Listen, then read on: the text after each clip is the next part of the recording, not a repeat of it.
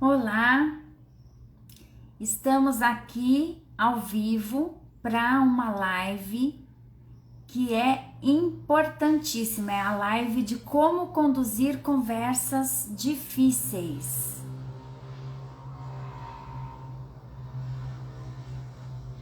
Um tema super importante para liderança.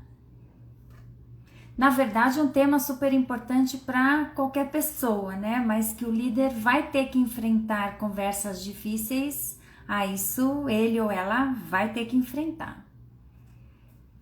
Então é por isso que a gente selecionou esse tema para a conversa de hoje.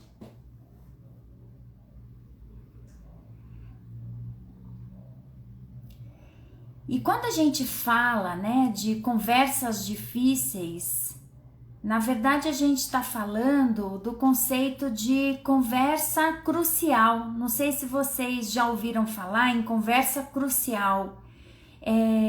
Quando a gente está diante de uma conversa crucial, a gente tem que tentar não evitar essa conversa, porque ela é muito importante para nós. A gente tem um interesse direto no resultado dessa conversa. Ela precisa ocorrer.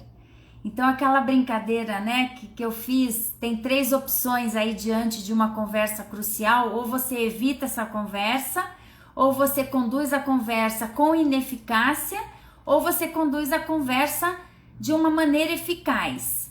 Então, só tem essas 3 alternativas e muita gente tende a evitar essa conversa. Boa noite, pessoal que está chegando. Hoje o tema da nossa live é conversas cruciais, né? Ou como conduzir as conversas difíceis usando a abordagem de conversas cruciais. Inclusive, essa live ela é inspirada nesse livro aqui, ó. Fica aí de recomendação, de indicação para vocês. Conversas cruciais. Esse livro ele apresenta uma metodologia que a gente vai também compartilhar na live de hoje. Mas a live ela está estruturada da seguinte maneira: eu vou primeiro explicar como é que a gente reconhece o que é uma conversa crucial. Esse é o primeiro ponto. Como é que eu identifico que eu estou diante de uma conversa crucial, que é uma conversa com um nível de dificuldade alto. E segundo ponto dentro dessa live vai ser as dicas que eu vou trazer para vocês conduzirem essa conversa crucial de uma maneira mais eficaz. Então vamos lá. Alguém sabe dizer, né? Como a gente reconhece uma conversa crucial? Tem 3 elementos importantes dentro de uma conversa crucial. O primeiro elemento são as opiniões divergentes, ou seja, existe um conflito emergindo ali naquela conversa. Por isso que ela é difícil. Um outro ponto é que as emoções estão afloradas, porque as partes têm interesses e esses interesses não estão harmônicos. As partes estão interessadas em defender seus próprios interesses, suas próprias perspectivas. Então, existem emoções afloradas. E, além disso, altos interesses envolvidos, ou seja, as partes, elas estão preocupadas com o resultado final dessa conversa. Então, quando a gente tem esses 3 elementos, a gente está diante de uma conversa crucial. E a conversa crucial, ela é uma conversa difícil, porque ela afeta a nossa vida de alguma maneira. Vamos dar alguns exemplos, né, de conversas cruciais. No trabalho, né? Por exemplo, você e um colega estão com problemas de relacionamento. Existe ali um conflito que já está vindo de algum tempo E isso aí é um problema que precisa ser resolvido. Então vai exigir uma conversa crucial. Pode ser que você, diante de numa reunião, você tenha que defender uma posição e precise da aprovação da diretoria para essa posição. Aqui você está de novo diante de uma conversa crucial. Você precisa defender o seu projeto, você deseja que o seu projeto seja aprovado pela diretoria. Isso é uma conversa crucial. Outro exemplo de conversa crucial é quando a gente vai pedir um aumento para o nosso gestor. Ou ainda, quando a gente precisa dar um feedback sobre algum comportamento que não está legal no nosso colaborador. Ou a gente precisa avaliar o trabalho de uma outra área parceira. São conversas delicadas, conversas que, se a gente errar na abordagem, a gente pode gerar um problema maior. Então, diante dessas conversas, é que a gente precisa saber se a gente está usando as estratégias corretas. E aí, um ponto também relevante é que quanto mais crucial é essa conversa, menos a gente está em boa forma para ela. Por que isso?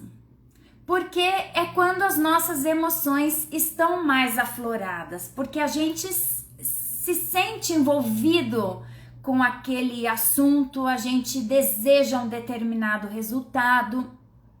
Esse resultado pode estar encontrando resistência para acontecer, então as emoções estão afloradas e geralmente não é só de uma parte, né? Eu me lembro de uma situação que eu enfrentei na carreira, de ter que transferir uma planta produtiva de uma cidade para outra. E a decisão da empresa foi levar os funcionários de uma determinada linha de produção, porque na cidade em que estávamos implantando essa fábrica, não havia mão de obra qualificada para aquele tipo de equipamento. Então, a empresa precisava levar os funcionários.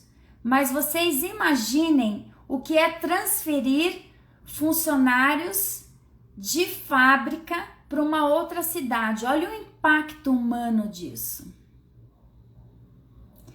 E como o contrato previa a transferência, a gente estava respaldado, a gente podia legalmente pedir essa transferência. Mas foi feita toda uma estratégia de comunicação, de engajamento, de adaptação, visita à nova cidade, suporte financeiro para essa mudança. A gente teve que criar um pacote de estímulo para conseguir aquele resultado que a gente desejava, que era transferir a maior parte dos funcionários daquela linha de produção. Então, essas conversas que ocorreram, né, inúmeras conversas, né, num processo desse, conversas envolvendo sindicato, a gente fazia focus group para discutir as preocupações dos empregados numa situação assim, a gente discutia com a diretoria as melhores estratégias, as resistências que nós estávamos enfrentando. Existiam inúmeras conversas e elas eram cruciais, porque existiam inúmeros interesses em jogo naquele momento, e os ânimos estavam exaltados. Tinha gente que queria se recusar, né, a ir para outra cidade. Então existia resistência e a gente tinha que adotar uma estratégia. Não adiantava chegar e falar assim: olha, a gente decidiu e pronto, se vira, a gente decidiu e pronto, né? A gente queria que eles fossem para a nova planta produtiva, mas a gente desejava que eles fossem motivados, né, querendo ir. Então, nesses momentos em que você precisa lidar com opiniões divergentes e com emoções afloradas, você está diante de uma conversa difícil ou que a gente chama tecnicamente de conversa crucial. E também tem um outro fator que dificulta uma conversa crucial. Muitas vezes essa conversa brota de surpresa. Ela não era esperada. Você não estava preparado ou preparada para lidar com aquela conversa e você tem que fazer o melhor que puder naquele momento. Então existem fatores que dificultam, né, uma conversa crucial. E quando a gente se sente inseguro, né, como é que a gente age? Vocês já pararam para pensar sobre isso? Quando a gente se sente inseguro, a gente ou fica quieto, tem a turma que fica quieta, mas tem também as pessoas que se tornam agressivas. E diante de conversas cruciais ou conversas difíceis, a gente pode ter esses dois comportamentos. Ou se você está diante, por exemplo, de uma conversa com um funcionário e essa conversa é difícil, ele pode ficar quieto, parar de falar, só concordar ou ficar mudo, né? Ou também, uma outra alternativa é a pessoa ficar agressiva, começar a reagir de uma maneira negativa, trazer à tona questionamentos muito pesados, provocações, ser sarcástico nesse momento. Então, essa é uma forma de demonstrar agressividade. Então, agressividade ou silêncio, o que a gente tem que ter em mente é que, na verdade, o que essas duas coisas estão comunicando é que a pessoa está se sentindo insegura. Se você fizer esse exercício de traduzir, né, o que você está vendo, porque é difícil a gente aceitar, né, a agressividade ou o silêncio diante de uma conversa crucial. Mas se a gente começa a ver isso como demonstração de insegurança, qual que é a estratégia que a gente precisa adotar nesses casos? Como é que eu torno esse ambiente, essa conversa mais segura para essa pessoa? Então fica aqui um primeiro ponto que a gente traz de dica, né? Leia os sinais. Leia o comportamento da outra parte. Se a outra parte está muito calada ou agressiva, é sinal de que está faltando segurança naquele ambiente da conversa. Nesse momento, para você restabelecer o diálogo, porque quando falta insegurança, o que acontece? O diálogo é prejudicado.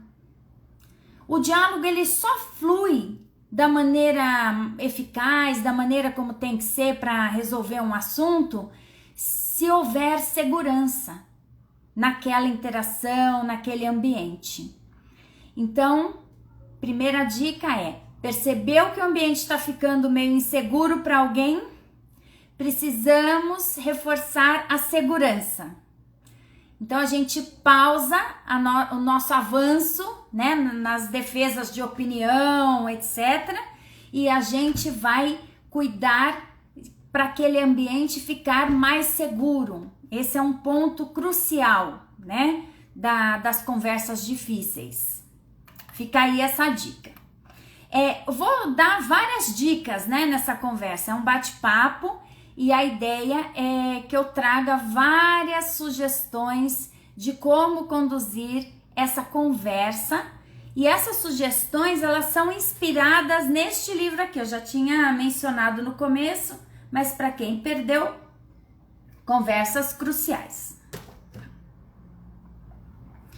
Então, a gente está falando de uma metodologia que já foi testada, com base em muitas pesquisas, e os autores colheram resultados, né? Fizeram várias análises de pessoas bem-sucedidas, influentes nas empresas, porque uma coisa foi constatada: se você é uma pessoa influente, significa que você é mais hábil para conduzir conversas cruciais. Essas conversas que são mais delicadas, mais difíceis. Então esse é um primeiro ponto de constatação, né? Se você é mais qualificado para conduzir conversas essenciais, você vai ganhar um poder, né, de influência dentro da empresa, da organização muito grande. Um outro aspecto de como encarar uma conversa crucial é ser honesto e respeitoso, né? Ou ser honesta e respeitosa. Por que a gente fala esses dois juntos? Porque tem aí um mito de que se eu digo a verdade, eu sou honesta, mas eu não tô sendo gentil, que é difícil você manter a verdade, dizer a verdade e manter a amizade. É como se a gente tivesse que escolher entre as duas coisas. E na verdade o que a gente tem que aprender a fazer é fazer as duas coisas ao mesmo tempo. É dizer a verdade e manter a amizade. E esse é o desafio. Só que antes a gente precisa mudar a nossa crença, né? O jeito que a gente enxerga isso, porque em geral, né, a gente ouve essa preocupação. Se eu for muito direto, se eu disser o que eu penso, eu vou prejudicar o meu relacionamento com uma determinada pessoa. E não é verdade isso. Você precisa saber o como fazer isso de uma forma adequada. Mas um não exclui o outro. Você pode dizer a verdade e manter a amizade. Então fica aí a dica, essa outra dica a respeito das conversas cruciais. E a pergunta que você tem que pensar é: como é que eu posso ser honesto ou honesta e ao mesmo tempo manter o respeito com aquela pessoa?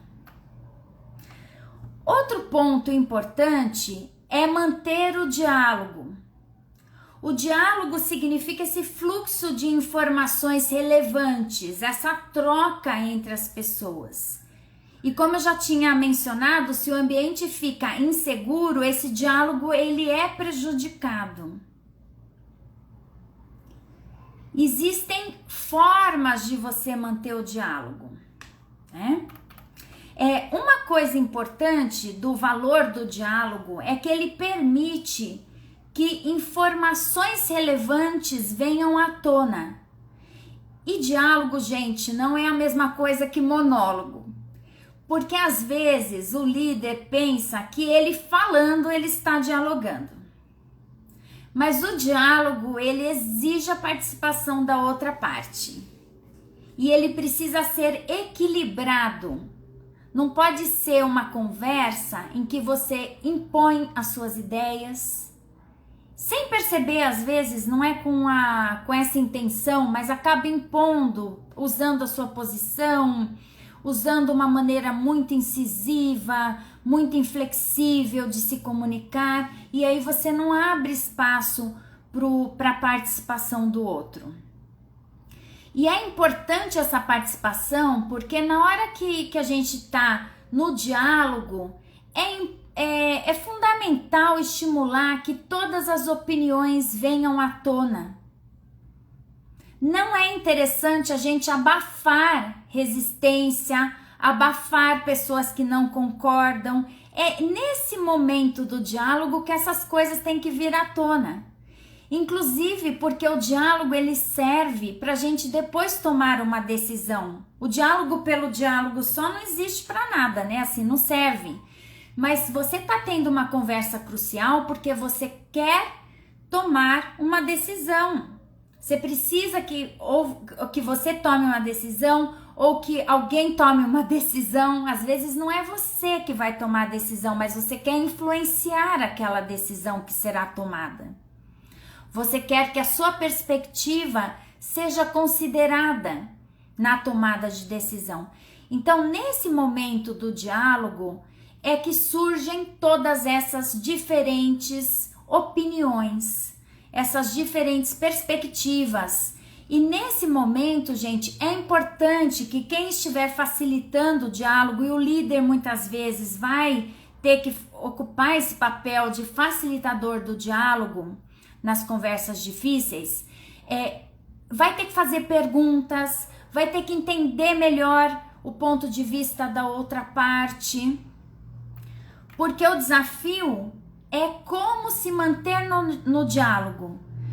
Se você, diante de pressões, divergências, começa a querer impor a sua ideia, a vencer na sua opinião, se você adota uma atitude mais punitiva, ou se você quer ficar bem e não diz nada, não enfrenta aquela divergência, você não está estimulando o diálogo, né? Porque manter a paz, a harmonia no momento que precisa ter divergência não é estimular o diálogo.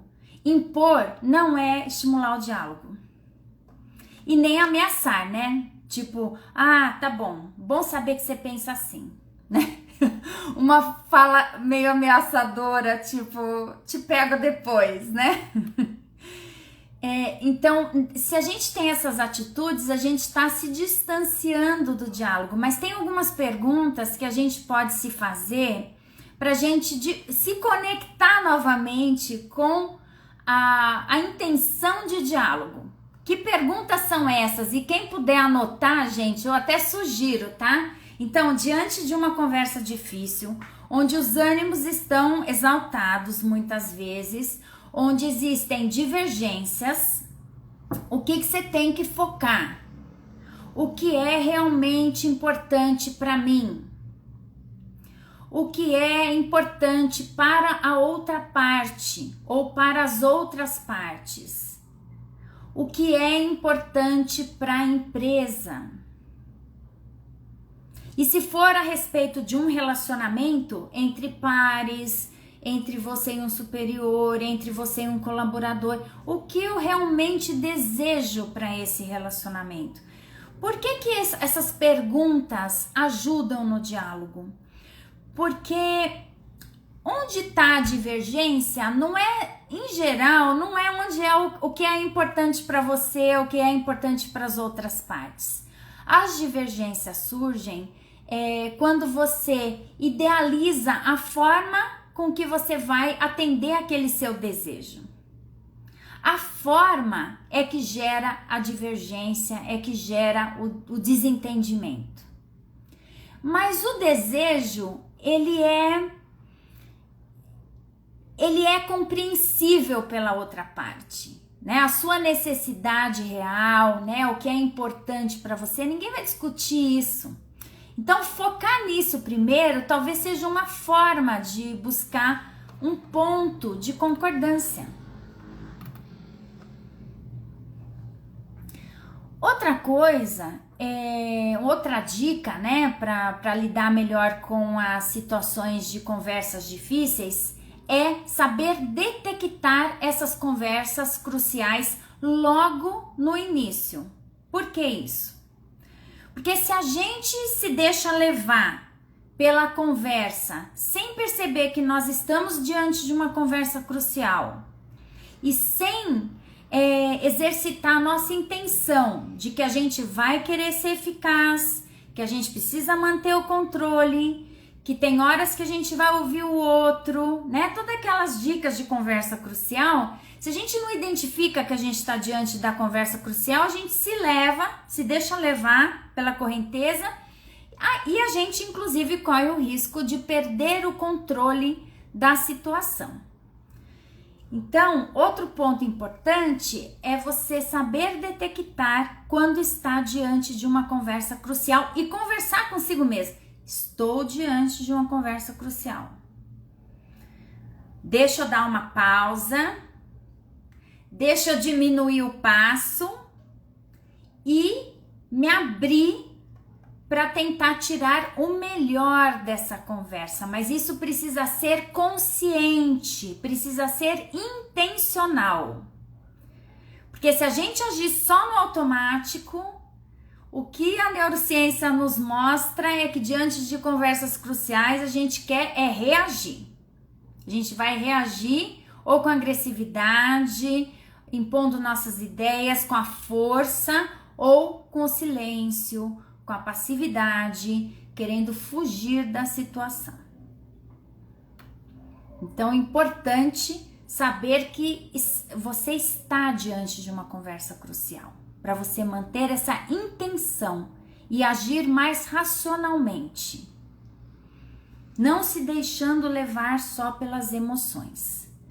Outra dica importante para como lidar com as conversas cruciais é tentar restabelecer aquela zona de segurança. Então percebeu, né, como eu já tinha mencionado, que tem sinais de que a outra parte ou que várias partes estão se sentindo inseguras. Você precisa primeiro, antes de querer continuar o diálogo, porque aí o diálogo é interrompido, começam mecanismos de defesa, né? Ninguém tá jogo aberto, né? Coração puro, numa conversa em que você tá se sentindo inseguro.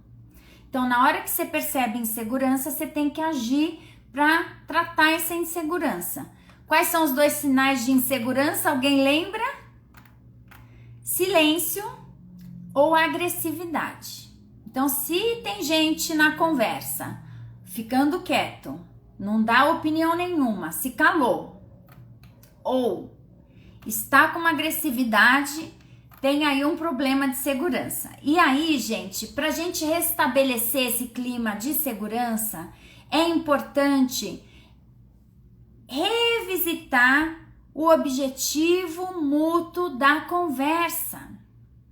Porque existe uma condição de entrada para essa conversa. As partes gostariam de dialogar sobre um determinado assunto. Então, resgatar esse objetivo mútuo é importante nessa hora. E resgatar o respeito. Mostrar que você está usando a empatia, que você não vai usar o julgamento. Se você, por um acaso, né, percebeu que o clima ficou tenso, que as pessoas estão muito reativas, você mesmo já estava numa situação reativa também, retroceda. Dê o primeiro passinho para trás. Porque isso vai fazer com que o outro também, reciprocamente, dê um passinho para trás.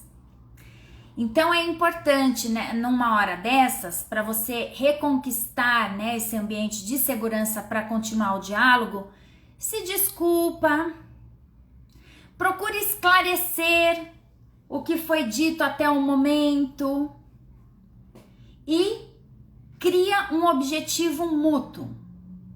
Qual é o objetivo de vocês estarem tendo essa conversa? O que é importante para cada um? Ali vai surgir alguma coisa em comum, gente. Porque outra questão fundamental, nas divergências, o que esses pesquisadores observaram é que o motivo de discórdia, se você pega todo o conteúdo que está sendo discutido, o motivo está concentrado em 5, 10%.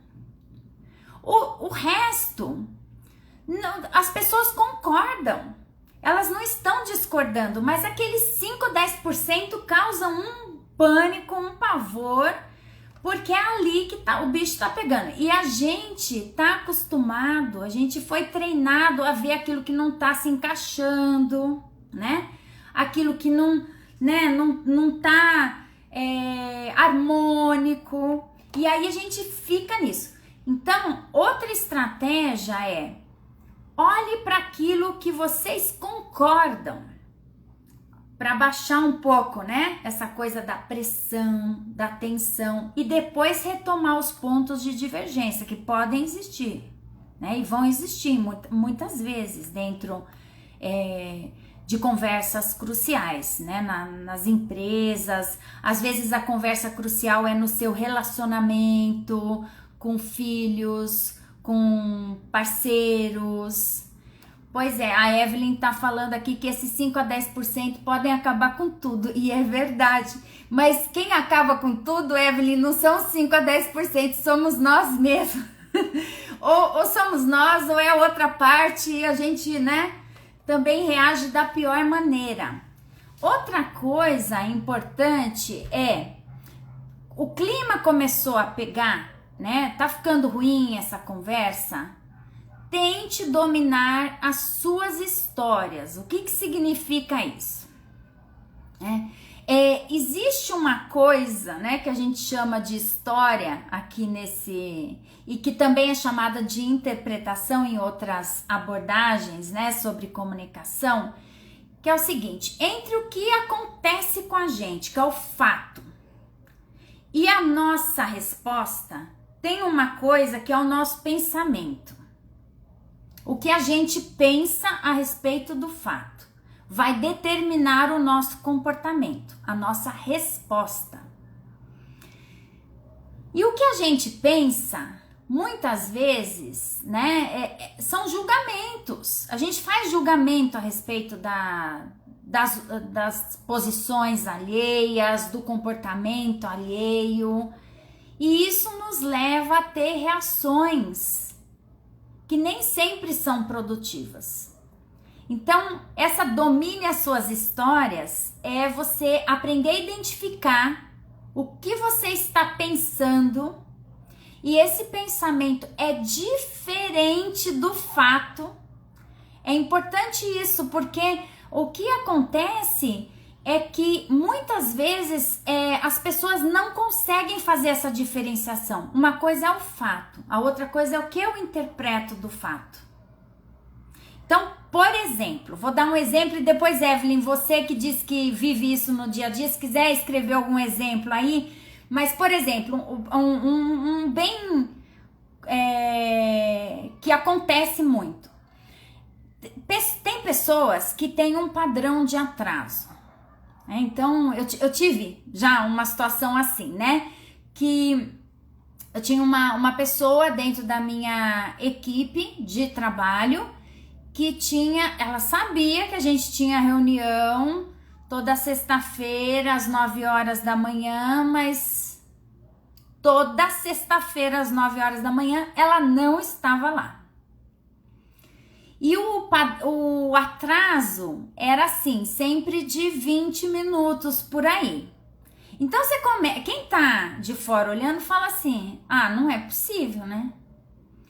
Sempre 20 minutos, então não é assim, aconteceu uma coisa hoje que eu atrasei, é sempre 20 minutos, então quer dizer, é um atraso até previsível, né? Se eu sair 20 minutos antes, eu vou cumprir o horário. E aí, esse é o fato, né? Estava atrapalhando o andamento da reunião, precisava conversar com essa pessoa e tal. Agora, se eu chegasse para ela e falasse assim: nossa, que falta de consideração, porque eu acho isso um absurdo, uma falta de responsabilidade, porque você pode controlar esse atraso. Pronto, já desandou, porque eu usei julgamento. E eu tô trazendo uma interpretação que eu não sei se é verdadeira. Pode ser que sim, pode ser que não. Pode ser falta de consideração? Pode. Mas pode ser outras coisas. Pode ser que essa pessoa tenha um problema para resolver na rotina da manhã, que fica difícil chegar às 9. Pode ser que ela não esteja dando conta dessa rotina, né? Da melhor maneira para ela. Seja um problema de gestão do tempo, né? A Evelyn trouxe um caso aqui, casos de família, numa audiência de tentativa de conciliação, as partes estão chegando num acordo após muita discussão, aí quando o termo está sendo redigido, uma das partes solta uma piadinha. Pronto. Pois é. Então, esse é o tipo de coisa que precisa até, talvez, instruir, né? Quem vai para um tipo de acordo desses precisa ser instruído, né? Exatamente, porque você pode pôr a perder as negociações, os acordos. É duro. E aí o que que acontece? A gente diante de piadinha, o que que a gente quer fazer? Quem escreve aí? Qual que vamos pensar. Dá para prever. Diante de uma piadinha, de provocação, o que que a gente quer fazer? A gente quer reagir, não é? A gente quer dar o troco. Isso é o natural. Mas quando você está diante de uma conversa crucial com intencionalidade, você tem que cortar esse instinto.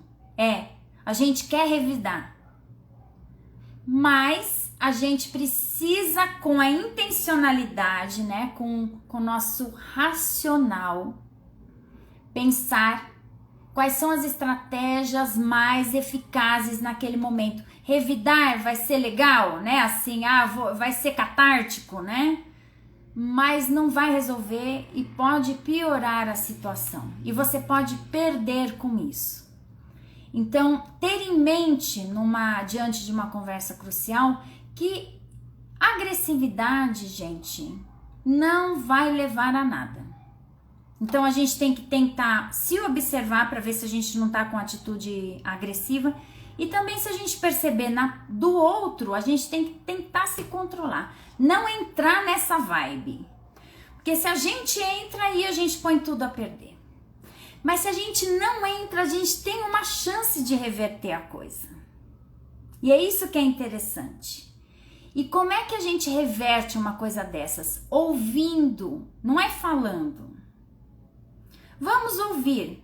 Precisamos exercitar a paciência e o autocontrole numa situação assim, né? Então esse fica aí o outro ponto, né? Controle as suas histórias, porque na verdade essa vontade de reagir são os nossos pensamentos a mil. Mas a gente pode ter a escolha consciente de levar para um outro lado. Opine com coerência, uma outra sugestão. Você tem que falar com confiança, mas também com humildade. E a questão, às vezes, é que quando você tem confiança, você parece até arrogante, né? Quando você é humilde, você parece passivo. Então, você precisa conciliar essas duas coisas. Você precisa manter a sua autoconfiança na conversa, porque se você mostrar insegurança, também fica difícil defender as suas posições. Mas, ao mesmo tempo, você precisa falar de uma forma tranquila, respeitosa, humilde de igual para igual. Não tô falando de cima, não sou melhor que você. Todos merecemos respeito, né? Esse que é a humildade. E aí, um passo a passo, né? De como você tem que conduzir uma conversa com assertividade num momento aí de conversa crucial. É o seguinte, eu vou apresentar para vocês 5 movimentos importantes. Primeiro, exponha os fatos e depois conte a sua história. Então você vai falar como é que você tá vendo aquilo, qual que é a sua perspectiva, qual que é o impacto que tá causando em você. Você vai contar o seu lado, a sua história, mas sabendo que é uma história, não é a verdade absoluta. E que a outra parte tem uma história diferente para ser contada. E prepare-se, porque esse é o segundo passo. Você vai contar a sua história. E o terceiro é ouvir a história do outro. E aí entra essa situação de humildade. Porque para expor os fatos e contar a nossa história, a gente precisa de coragem. Precisa se sentir autoconfiante. Mas também depois para a gente ouvir, né? O que o outro tem a dizer, quais são as opiniões dele ou dela, conversar sem impor, incentivar que essas opiniões divergentes ou diferentes venham à tona. É importante você ter essa humildade.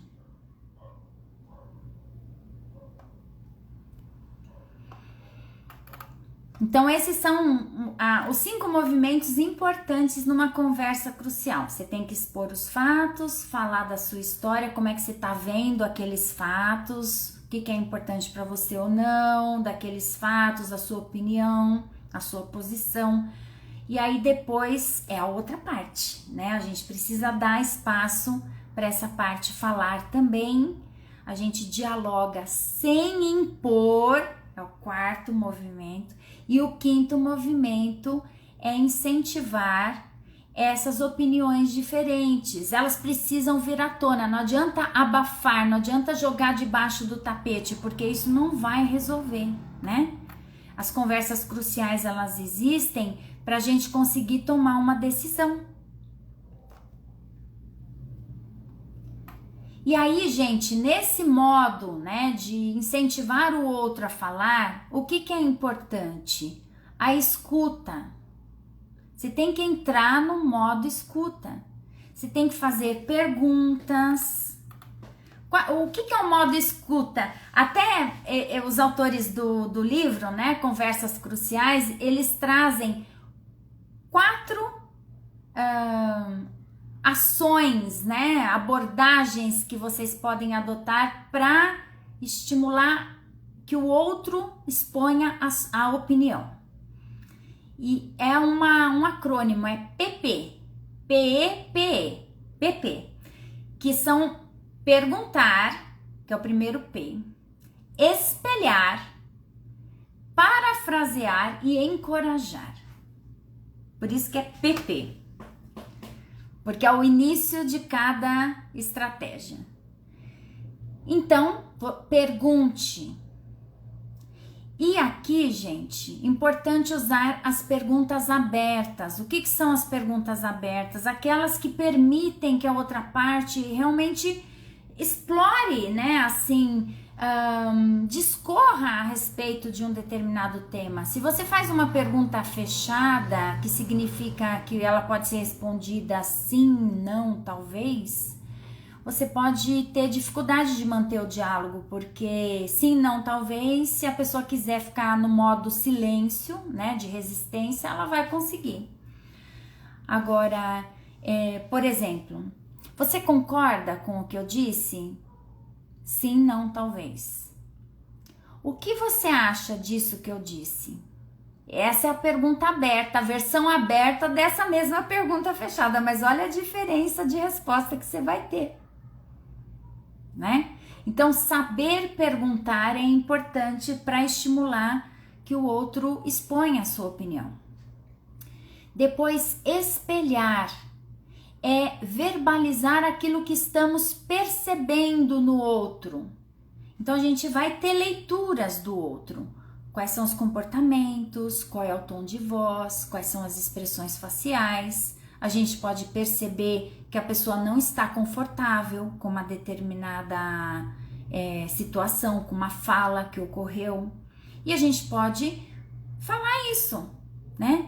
Olha, eu tô percebendo que você não parece de acordo, não parece confortável com isso que foi dito. Você poderia falar a respeito, né? Me deixar saber quais são os seus pensamentos? Então, isso é o espelhamento.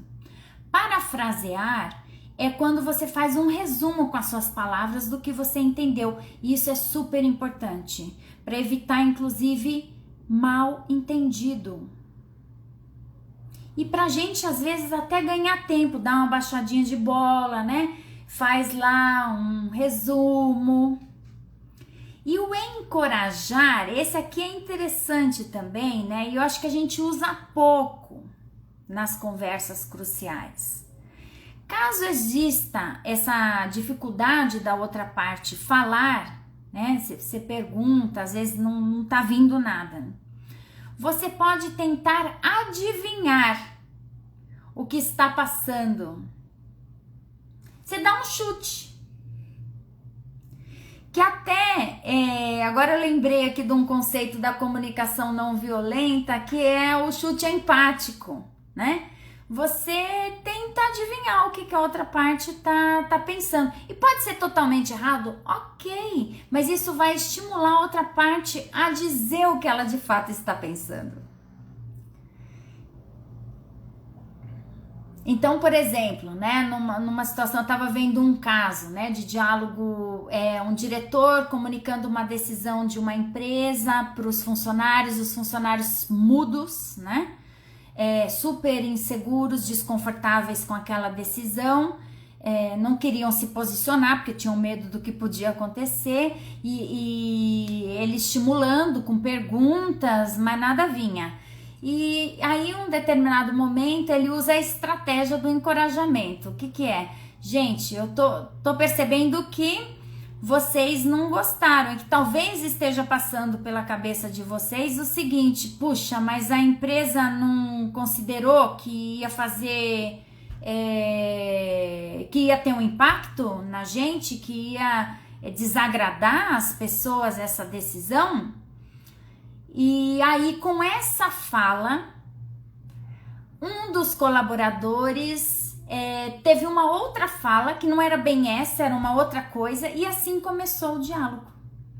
Então, essa estratégia de encorajamento pode ser útil.